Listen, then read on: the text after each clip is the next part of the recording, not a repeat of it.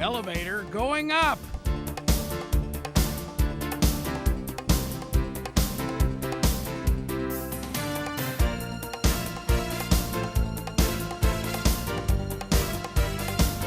No matter what you think of Donald Trump, the stock market's going crazy. Good morning, everybody. This is Money Info from Princeton Research with Mike King in Las Vegas and Charles Moscowitz in Boston. And guys, hats off to you because I am staring at a release from Forbes magazine. And Mike, you have cracked the 400 richest Americans on there. So congratulations. Hello, Michael. So, did that take you by surprise? Sure. He doesn't keep bank balances in his book. He never really knows. So Mike doesn't even know how wealthy he is. But yeah, no real surprises. But what is a surprise is that Donald Trump has fallen to number 248. So his net worth is down $600 million due to the slow New York City real estate market. It's worse than slow. It is. Well, yeah, I'll bet. I mean, it's soft even at the extreme top. Really? That's what's unusual about it. All right. So, boy, I don't get that at all. I mean, you know, well, L.A. went through that. You have to expect some of that when you start building.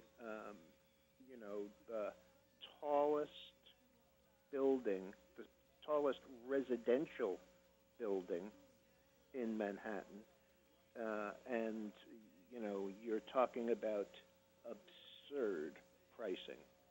I mean, really absurd pricing. I mean, there was an article last week on a building in.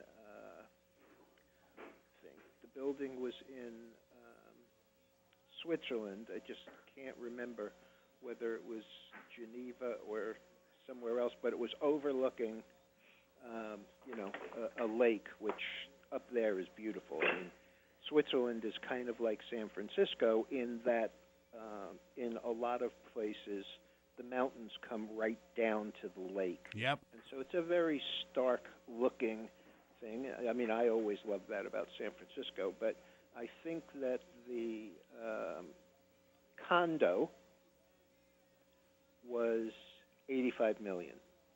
Oh, man, yeah. And there's, CNBC has this thing on it, usually on the weekends,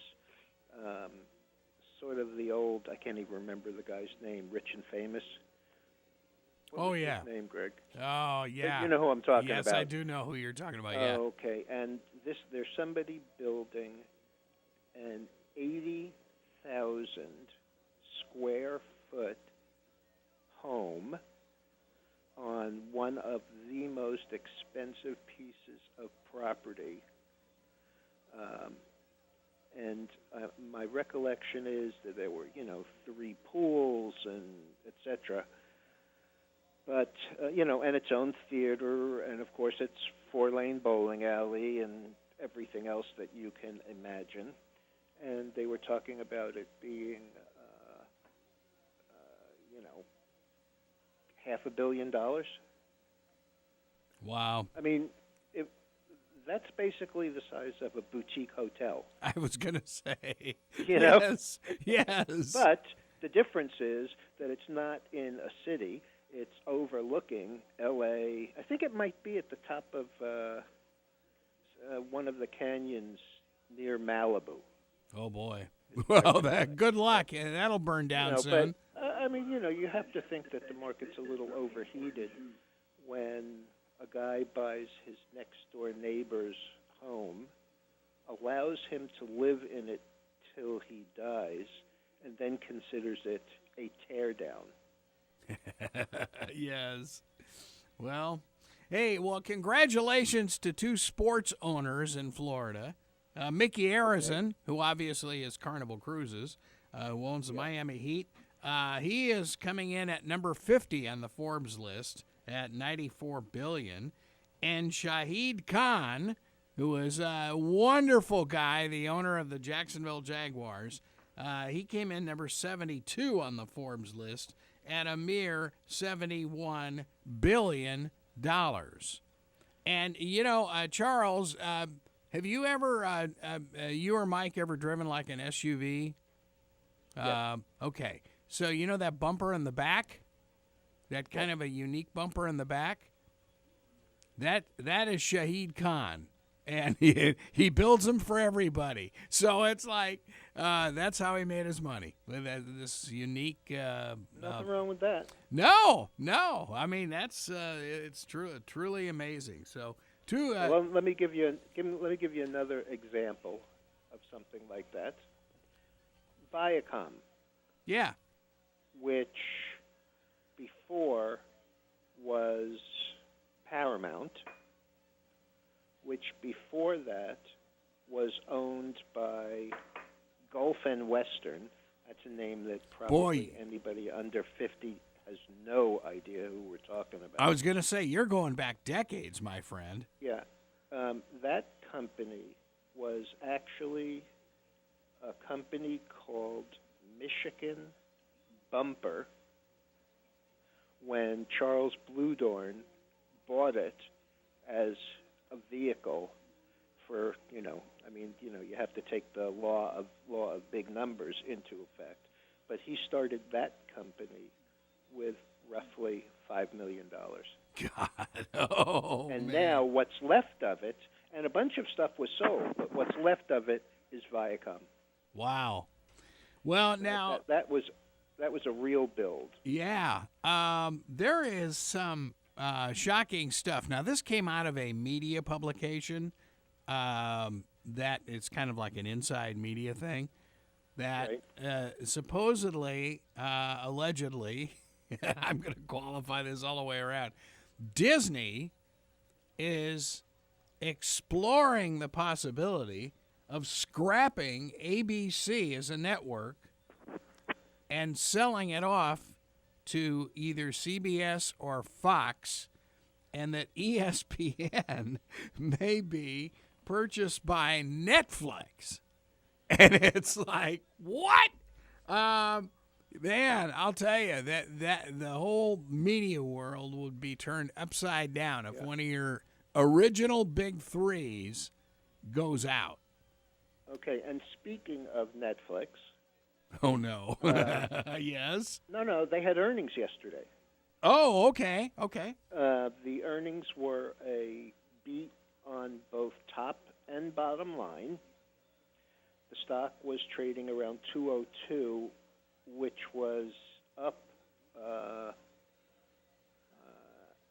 or $5, but again at a new all-time high. It closed at the regular session at a new all-time high, 202.68.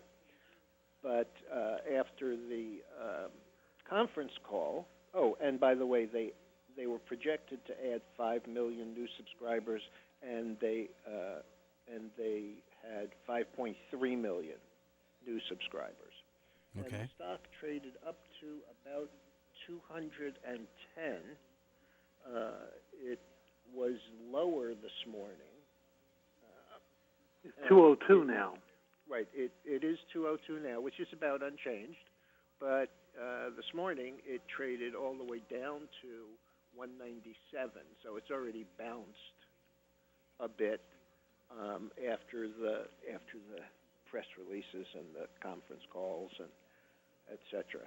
But they're talking about all kinds of things with that. And when you listen to the guys, even yesterday afternoon after the earnings, there were a couple of guys talking about it, and they're talking about, whether they'll be able to afford to continue to buy the amount of content that they have to buy to keep engaged with the public viewers. Sure. But they also, about a week and a half ago, raised their prices. And that price rise, nobody even cared. if you recall, a couple of years ago they raised their price and the stock got cut by 30%. Wow. This time they love it. I mean, well, when you think about it, the amount of stuff that you can get through Netflix for, what is it now, $12 a month, essentially? I mean, it's the same thing that you can pay for the weekly strategies, but it's a different market. So $12 a month. Yeah, you can really make money with weekly strategies from Princeton Research. We're only up 150% in the options account and 50% in the stock and option account. Well, I'm really disappointed in you, Charles. All that said, when you consider what it costs you to get the amount of programming that is available there from your cable company, $12 looks like a rounding error. I mean, I get basically everything. And I got it when I moved into this new condo that I'm in. And so I got a deal because I was considered a new customer. And my rate went from $320 down to $202. But even at $202, you're talking about paying 1/16 of that. So about 6%. 6% of cable to be able to have Netflix. The only misnomer there is that you still have to have, internet access. So right. Another $40 or $50 a month. Right, exactly. But the availability of what's there is just phenomenal. And if you think about it, I've heard a bunch of people say, this is a great bargain, and they're somewhat Amazon-proof. But the fact of the matter is, they're not. I can watch almost everything that, with the exception of their own private programming. With Amazon Prime, you get all of their stuff, plus you get HBO now for nothing with Amazon Prime, and Amazon Prime is $99 a year or $79 a year. Well, for now. Both of them. For now. Right. Yeah. Right.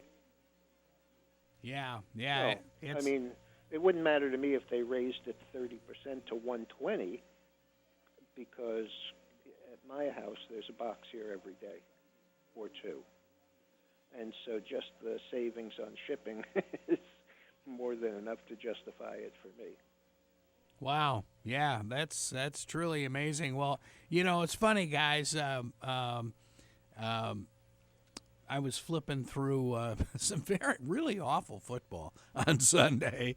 And so I was on Bloomberg, and, they're going through this whole thing about, it's coming, folks. It's coming. Remember 1987, the crash is coming. Right. I'm thinking, wow, I happened to be, of course, working in the Dodger unit at that point in time. But when all hell broke loose, they sent me down to the Pacific Stock Exchange. It was an amazing experience to see all these numbers going south. It was like, oh my goodness. But man, this market is just exploding. Yeah. Also, by the way, Goldman Sachs had earnings this morning and was also a beat. And the stock was trading, I guess it closed yesterday at, it was up about $4, closed at $2.42. So the earnings were a beat, and they started trading it pre-market, and they traded it up as high as $2.45. And right now it's back down to trading at $2.39 again, down $3, and it was a solid beat. But the expectations are somewhat interesting. Oh, I saw yesterday on Fast Money on CNBC after the market closed, they were talking about GE. And, yes. What about GE? How they have a new CEO, and they're talking about what the CEO will do. There's something called kitchen sinking, which is throwing everything but the kitchen sink out so that you have, a fresh start on somebody else's back. He did all this, and, pretty much like politics. Kind of like cleaning the swamp, right? Do that. Say that again? Kind of like cleaning the swamp, right? Exactly. But oh, man. the most bullish of the comments from all of the guys there and the woman, Karen Feinerman, the best, most bullish thing anybody could say to it is it has a really low bar to beat as far as expectations. Yeah. I mean, if we're talking about a company that 25 years ago, I realize that's a long time, but 25 years ago had a market cap of $650 billion that is currently in the neighborhood of $200 billion now, and the stock that was in 2000 $60.50, which is now $22 and change. So, there's really not a lot that you can say about that. I mean, what they did was they got into oil at the absolute top. They sold financials there, and GE Capital was a huge financial. Sold the financials at the absolute low, and now have a horrendous job in front of them. And the only thing that keeps the stock up here at 22, 23 is the fact that they have a fairly substantial dividend, and now that's kind of creeping into the narrative that, if they want to do anything significant, they're going to have to cut that dividend. It's funny you mentioned that, and of course they bought media at the top when they bought NBC, and right. My wife was there at the time, and we joke about I'm really glad that she had a chance to work at the real NBC pre-GE. First day at work after GE purchases NBC, they walk through. Of course, there's no computers yet, right? This was Right. 83 or 4, something like that. Anyway, everything in the newsroom had a Merrill Lynch sticker on it. All the cameras had a Merrill Lynch sticker on it. They leased back all the equipment. Right. So, welcome to day one of GE ownership. It's like, oh my goodness. Unbelievable. Unbelievable. Yeah. And, of course, the rest, it's gone downhill ever since. So, what did you think about the call in the Pats game? Jets got robbed. That was a touchdown, baby. No, I all the angles I saw, and NFL Network broke that down last night, and woo, that was tough. Yeah. Well, got to catch a break every once in a while. This is one of those years where you bet against the Patriots every single game. The games that they win, they don't come near covering. The spread in that game yesterday, on Sunday, was 9.5. Yeah. What so they were never covering it. What was the final score? What was it, Greg? Well, the Pats 24-17. Yeah. Pats won by a touchdown. 24-17. Yeah. And that was come from behind. They were never up. Right. They were down 14-zip in the first quarter. Yep, right away. Yeah, it's amazing stuff. Yeah, you don't know what's going to happen in the NFL. I mean, you're looking.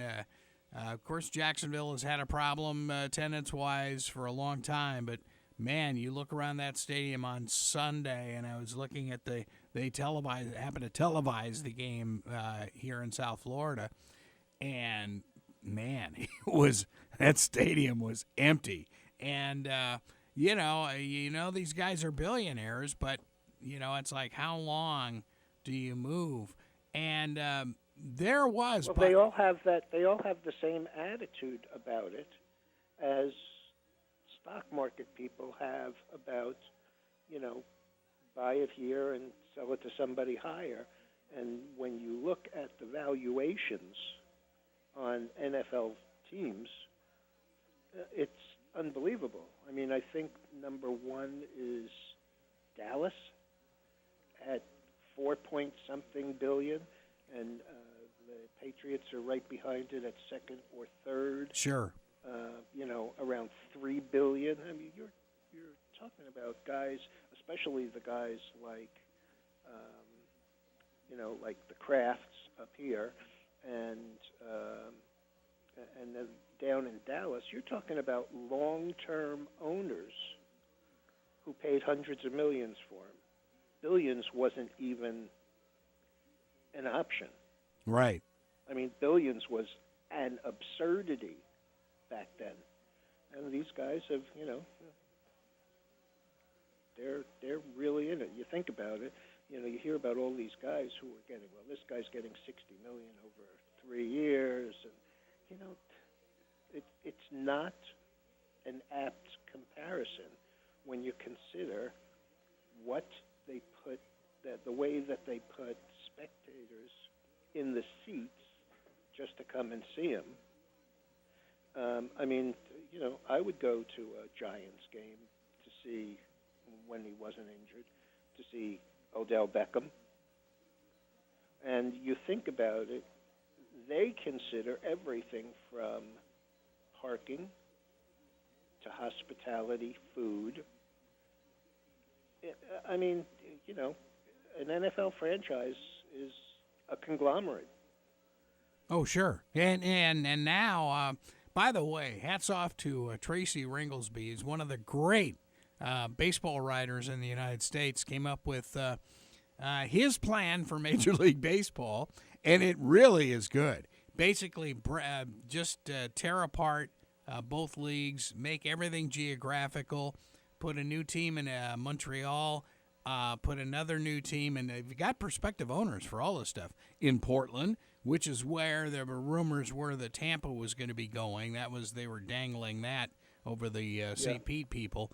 So, and of course, and they said that Tampa would be moving to Tampa rather than St. Pete to get out of Geriatric Central. So, anyway, it's very interesting. Your Red Sox would be against all the Eastern folks like Montreal. They would, it's very interesting. Both New York teams. Everything was geographical, and you're very seldom flying out of your time zone, which is phenomenal in my mind. And, I mean, of course, when you say Montreal, Toronto actually had a pretty decent team this year. Oh yeah, you bet, sure. I mean, they beat us a bunch of times, and so geographically that makes sense. I mean, it's the same thing as saying New York and Boston. Yeah, I mean, you're talking maybe that one kind of spacing. Sure, 1 hour plane rides versus 5. Yeah, I mean, I think it's a phenomenal idea. I hope it has legs.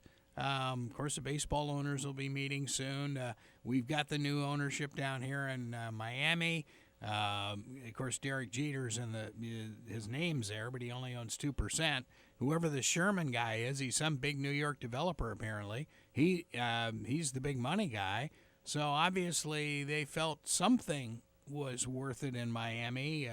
I'm not sure how many billions of dollars was worth it, but it's going to be very, very interesting to see what shakes out there.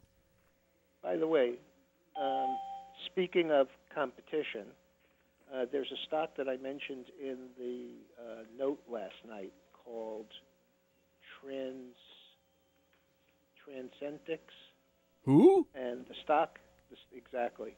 The stock is today, and we don't usually follow these, but this was such an exceptional press release.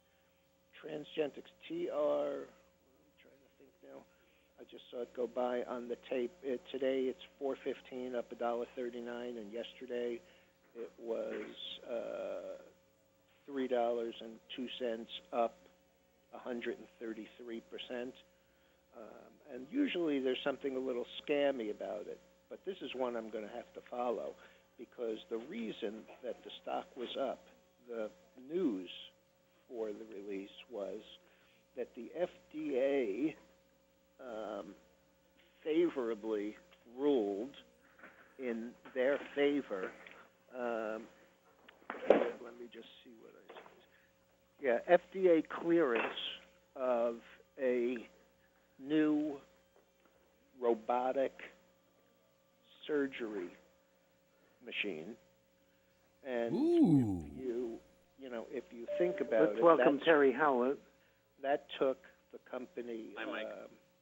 That took the company ISRG, Intuitive Surgical, from meager beginnings. They've split the stock 3 for 1 recently, and it still sells for $400.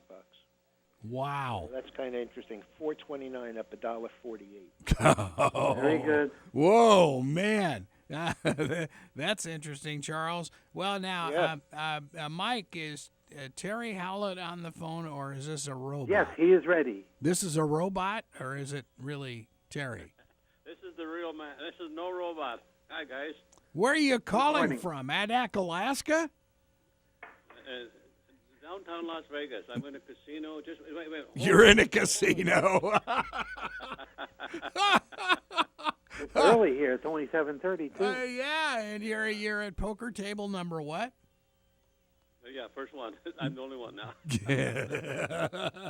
So what's going on? We were just talking about this unbelievable robotic surgery machine. I mean, that's so what's up with you guys? I mean, you've been having all sorts of news, huh? Well, we had some great news just over a week ago in regards to we're all about drug delivery to the skin, topical delivery of drugs, both from the prescription side of it, from RX to OTC and even cosmeceutical. And we have 14 patents on our drug delivery. We've been working for well in excess of a year in the cannabis space, and we've developed. Terry, can you speak up just a little bit? You're real weak. Okay, is that better? Much better, yes. Okay, sorry about that. We've developed some great product formulations using both hemp and seed oil from the hemp for development of topical products, as well as transdermal through the skin into the bloodstream products. And next week we'll be working on developing more products for using THC from the actual marijuana plant, and all for topical delivery. So very, very exciting for us. And our announcement was that we had signed a license agreement with the biggest cannabis company in the world called Canopy Growth, stock symbol WEED, weed, on the Toronto Stock Exchange. I think they have a market cap yesterday at $2.3 billion. And they've licensed the product for Canada and right of first refusal on other countries that have approved marijuana in the world, of which there's over 18 other countries that have approved it. So we're very excited and look forward to working with Canopy and bringing our formulations with their cannabis active ingredients to the marketplace. So when will all of this go down? Well, the agreement, of course, as you know, has been signed. The products, we've developed 5 formulations for them already, and they will be launching in Q1 in Canada and the United States with a couple of products that are using seed oil with some of the products.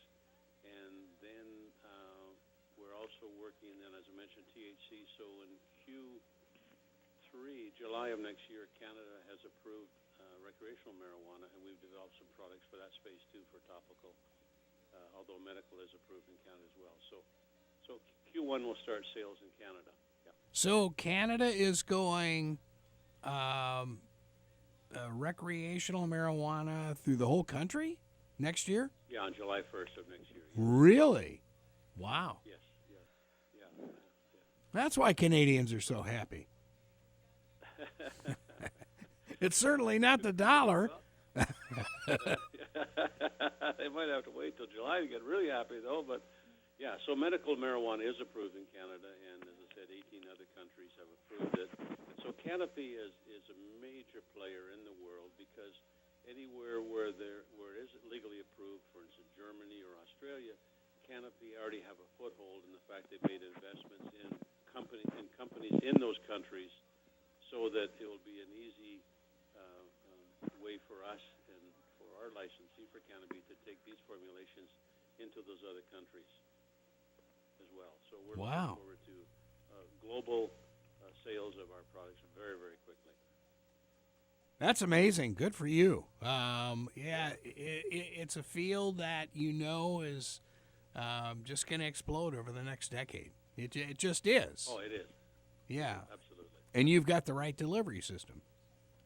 Yes. Yeah. And so but the other point about it is that it's important. We're a public company, as you know, stock symbol SKBI. We do not touch the leaf. We're not involved in any part of that.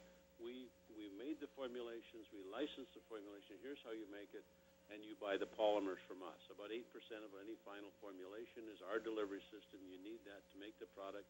The benefits are it holds the active ingredient in solution, holds it on the skin, and has a slow release of that active ingredient and a good release of the active out of that solution onto the skin or into the skin. So real science and patented. So, but we at Skin Visible never touch the leaf. We're never involved in that part of it. Wow, that's good stuff. Mike, questions? I realize that $100,000. No, I think it's pretty amazing, especially for what Skin Visible has accomplished. Yeah, as I said, it's very, very exciting for us because it'll put us, as I said, Q1 right away in the revenue side of that by polymer sales and royalty income. And then very shortly, we hope to be able to announce a licensee in the United States as well, even though it's not federally approved. It is approved in 28 states now, and 8 of those states, I believe, are approved for recreational. And not that that's an area that is really of interest for us. Our main area is pain management. It's skincare products and pain management. So CBD from hemp is our main thing. But we'll also be licensing that and earning royalty income and polymer sales from that side of the business in the U.S. as well. Terry, will you be able to put that and sell that on the completed formula from them on your Kintari site, or is that a no? No, we'll from Skin Visible's point of view, and yes, we own 100% of Kintari, and we have our basic anti-aging skincare products on there. But no, we wouldn't. Right now, we will not be involved in selling any of these products. We'll leave it up to the licensees to do it, and so. Okay, that makes sense. Again, not touching the leaf, not involved at all. Well, talk a little bit about some of the skin products too, because we have new listeners coming in all the time. Kind of like what got you there is your Skin Visible products, whether it's your Sun, which is just, I've been using it, and of course I've been fighting the skin cancer stuff, and it really works well. It really is a phenomenal formula. Well, the benefit I can give you, we just completed studies in this space, in this cannabis space, which is typical of whether it's prescription formulations we're dealing with or over-the-counter OTC products. It's all about the release. A lot of times, a lot of formulations are made, and you buy them in the store or whatever, but the actual active ingredient that's in there that you need to get on your skin to help heal your skin, whether it be eczema, psoriasis, acne, whatever it might be, has a very poor release factor. And we found the same. As a matter of fact, I read an article not very long ago where the FDA said some of these products that they're selling do not have any CBD even in them. I don't believe that. I believe they have the CBD in there, but it's so bound up in the solution it never gets a chance to release from it. Think about it for a second. A lot of products, these topical products that are on the market in the cannabis space, were really a lot of them are developed in Aunt Mary's kitchen, that type of stuff. And so a lot of them use beeswax, etc. Well, you can imagine if you have an active ingredient in wax, it's never going to come out of there. And that's what we found. So we bought a lot of CBD formulations. We brought them into our lab. We tested them to look at what was the release factor. The best product we found was an extra strength product by a company, and all that released of the active ingredient of the CBD out of the solution was 3%. And ours, we got a 44% release. These are all after 2 hours. So if you don't get a release of it, what benefit is it? I mean, you can say you got it in there, but if it doesn't release, it really doesn't help Sure. the job it's intended to do. So we find this in our, all along, and as I said, in the basic business we do, which is pharmaceuticals. There's an acne product that's a big product on the market. OTC, they have 31 ingredients in their formula. We have 13 because we use the polymers. And they have a 22% release after 2 hours, and we got an 81% release after 2 hours. So it's not about what you have in your product, but if you can't get it out, it's of no benefit. Right. Hey, Terry, let me ask you something. Your distribution, you distribute stuff both in this country and outside this country. Is that right? Correct. Okay. Do the reformulations that are sold outside the company cheaper than the ones that are sold in the country? In the country? Using the example of, what some of the other drugs do, where, we pay here for the innovation and the research, and then the rest of the world gets it at a discount. I mean, that's the big conversation right now on drug pricing, and the fact that basically the same drug in the EU costs 20% of what we pay for it in Las Vegas. Yeah, well, you see the same in Canada, too. What we pay for a drug here and what they pay in Canada. The guy showed me a drug yesterday. It was a topical product he buys for shingles that he has, and it's $500 here by prescription, and he can get it for $160 or something like that out of Canada. I mean, that's ridiculous. Wow. It's developed and everything else here in the U.S. And yeah, I don't know how I know how it works. Right? It's hard to get into that area, but yeah. So back to your question, we're about developing the products, and what people, when they license from us, how they market their product is of course entirely up to them. Our biggest space, even though we're in the drug space, our biggest has been over-the-counter. We've talked before. We talked about the hand sanitizer we developed. Right. Without alcohol, using chlorhexidine glutamate. Again, that product, because of the solution of our formulation, and of course we have to, when we market it, we have to look at what is the alcohol selling for, and sanitizer, because if you could buy a bottle for $4 and you're $20, even though your stays on for 4 hours and kills bacteria and virus and everything else, you have to be able to tell the people that you have to sell it to them, tell it to them to sell it to them, and on a store shelf that doesn't work very well. Yeah. But that, and matter of fact, I just brought that up here, that product is approved in Canada. As a matter of fact, next week we're shipping over 1,000 bottles to the Canadian Olympic team, and we're shipping it to Ottawa, and then it goes, however they get it over to Korea for the Winter Games. So all the athletes will have DermSafe, the Canadian athletes. We can't provide it in the U.S. because the U.S. do not have a monograph for hand sanitizer, and therefore requires a full drug submission. And sometimes that can add to the cost greatly, of course, because you got millions of dollars now. Yeah. I was going to ask you, Terry, and you got to speak up again too, whether your new Las Vegas hockey team was utilizing the hand sanitizer. No, not yet. But we need to get there, don't we? I mean, Yeah. who's number one in they're number one in the division right now. So They've only played 3 games or whatever it is. Yeah. Four. 4 games. Okay. Yeah, won 3 and lost 1. That's right. Yeah. Pretty exciting. But Yeah. And who would have thunk it? I mean, yeah. Now they've had home games. Are they full? I mean, the attendance is. Oh yeah. No, there's 17,000. They're sold out every game. They sold over 14,000 season tickets. Oh, okay. Wow. Yeah. So That's great. They're gonna. Yeah, no, it is super, and I look forward every morning to opening the paper and seeing what's going on and read who's doing what on it. So, I'm a former Canadian, so I have a love for hockey. You mean frozen roller derby?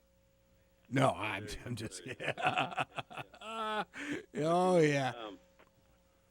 Well, okay. So now, the NHL franchises, say up in Canada, in Calgary, Edmonton, you name it, Montreal, do they utilize the hand sanitizer?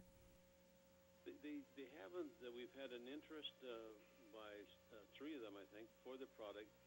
We're working now to get distribution in Canada, but until we do, it's so hard for us to take care of it from our point of view here. I mean, we were approved by the Football League in Canada as well, the Canadian Football League, for the use of the Ooh. product. But you have to have people on the street or an agency to represent you to get that product out. And I believe we're going to do that very, very shortly. We're working on distribution right now with a firm in Toronto. So if we get that, it'll be great. And they can dovetail with the success of the product with the Olympic team.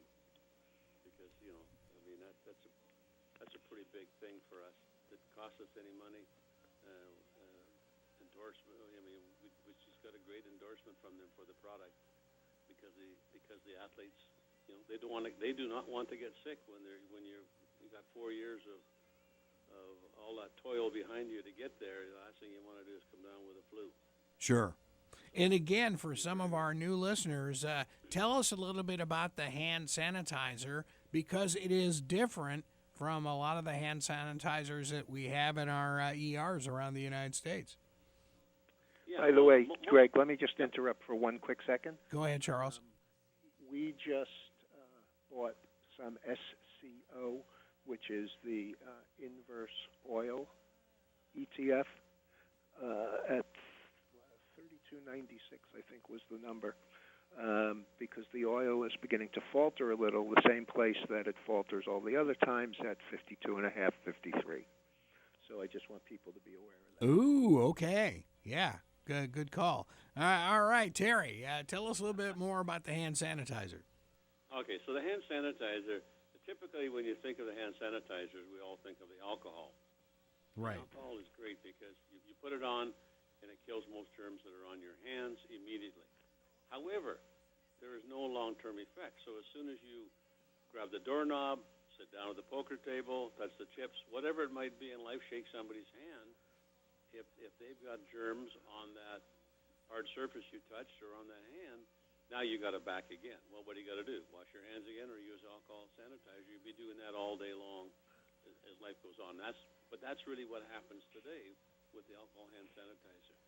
With our product, we use chlorhexidine glutamate as the active versus alcohol. And why? Because CHG, that's abbreviation, kills not only bacteria, both gram-positive and gram-negative, so think of E. coli, Salmonella, MRSA, MRSA, one of the biggest problems in hospitals, kills all those bacteria, plus it kills a host of viruses, including all of the influenza viruses that we're fighting every year with the flu, H3N2, H5N1, H1N1, H7N9, etc. So it kills all of those. Now, the benefit, though, is that the polymer technology that we have in Visicare holds that on the skin for a minimum of 4 hours. So when you put ours on and you shake somebody's hand, just like alcohol, not like you got it now, but you'd have to apply alcohol to kill in ours because the CHG is already on the skin with the polymer technology holding on. It kills the bacteria or virus right then. An hour from now, it does the same. 2 hours from now, 3 hours, 4 hours. So you need not reapply it as you would alcohol. It's there all the time, protecting you. So it is a protection against, 90% of all germs come in our bodies from our hands when we touch our mouth, nose, or eyes. So if we can take care of these two hands that cause most of the problem, good chance we won't pick up the flu or bacteria. So Sure. phenomenal product, and once we get the situation moving in Toronto for Canada, I think that company will then sit down with the FDA and look to get approval in the United States, which I don't think will be a long. We've had a meeting with the FDA already. I don't think it'll be a long process. Oh, really? So ballparky, what, 20, would it happen in 2018 or maybe 2019? No, I think it'll take a couple of years. There's some studies, but the fact that we've been using the product, and CHC is already approved by the FDA and used in hand soaps, so there shouldn't be any. We just need to have that follow-up meeting with them and get the outline of what studies they want us to do. And we've got lots of studies. I mean, we've probably got $500,000 worth of studies that Skin Visible's done on this product, both in the U.S. and in the U.K. The largest viral labs, study labs, are in London, and we did all the studies on there on all the influenza. Now, if you get approval in the UK, does that I'm assuming that helps you in the EU? Oh yes, yeah. Oh yeah, yeah. We have an approval in Belgium right now for the product, which gives you an approval in a lot of the countries, although you still have to file in those countries. And right. So we just renewed that, and we're looking for distributors also in the EU now. Yeah. Well, now, does the Canadian I keep going back to this Canadian Olympic team story, but doesn't that have any weight with our FDA?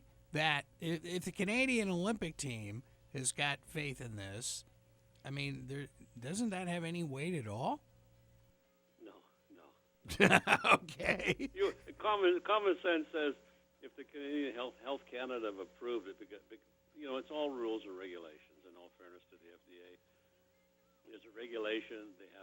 We have monographs in the United States for a lot of products: acne, topical analgesics, antifungals, etc. They have monographs, and they say that, hey, you can use this drug up to a certain amount, and if you do that and put these instructions on there, you can sell it over the counter on the store shelf in Walgreens. Yeah, and if you go more than that, then it's a drug, and you got to come apply for a new drug application. The problem is we don't have a monograph for hand sanitizers, and why don't they? Because they're not. I guess they're not big believers in hand sanitizers, the FDA. I don't know. Boy, that's weird. One would think that, especially when you're talking about ERs or any medical facility. My gosh, this is a real no-brainer. Oh, I know. Any food service. Can you imagine? You operate a restaurant. You don't know if your employees are washing their hands all the time. They're told to, but are they? I never even thought about that side. Yeah. Yeah, you got protection. And they got protection, too, that they don't get sick. And in the bank where the money's so dirty and they're handling money all day long.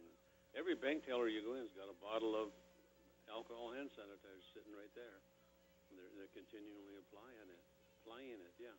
So it is huge. Every airline you go, I mean, it's a big market, and one that now we're working on to get that out. So we get Canada going now with this new group we got, and then let them now work with the FDA, because it could cost a couple $1 million to get approval. Well, Mike's got that. I mean, Mike just got he just made the Forbes billionaire list. So I mean, that's a piece of cake for Mike King. And he's not very far from us, so that'll be good. Of course, he may invested in raising the dogs. So, oh my. Well, Terry, this sounds great. I mean, Skin Visible, your stock symbol again? SKVI. Yeah, which had a gigantic run-up on this news a couple of weeks ago, or 2 weeks ago. Yeah, it's pretty firm right now. It's just traded 7 cents. Yeah, well, it moved from, basically 4 cents to almost 30 cents. Wow. In a 2-day period. Oh, man. That's great. But it's there's been some good volume in there, and I think once some products hit the market with Canopy and who they are, and because it's a big market. Topical pain, is a multi-billion-dollar market, and CBD has been shown to help fight inflammation and work on pain. And so if you can get it on the skin, and now we can get it on the skin with our Invisicure technology, they will, and I believe do very, very well selling our product. And I think Skin Visible will do very well financially too. So win-win for everybody. Yeah, boy, that sounds great, Terry. Good luck to you at Skin Visible. I know we've been talking to you for, I think it's almost 10 years now, and the company keeps chugging along, but getting bigger and bigger each year. So, hats off to you guys. Well, thank you. And, Charles, any other questions for Terry? Not a one. Okay, well, Thank you. Terry Howlett, President and CEO of Skin Visible. Terry, what's your phone number out there in case folks have got some questions? Of course, they can obviously go to the website, right? Yeah, skinvisible.com, SKINVISIBLE, skinvisible.com. And our phone number is 702-433-7154. That sounds good. All right. Well, hey, best of luck. I love that Canadian company with the stock symbol of weed. Okay. That is so sick. I love it. I mean, look at their stock's gone from $8 to $12 in the last 2 months. So I think it is well too. So. Oh man, that is What's the symbol on that? weed. Just that's amazing. Absolutely amazing. Well, guys, thanks for another great week of Money Info brought to you by Princeton Research. Don't forget the research report comes out every Sunday night, written by Mike King and Mr. Charles Moscowitz in lovely Boston. So, if you have any questions, feel free. Give Michael a call in Las Vegas. PrincetonResearch.com is the website. This is WPSL Port St. Lucie. WPSL.com. Webcaster to the world. Broadcasting from the Lexus Studios in Port St. Lucie, Florida.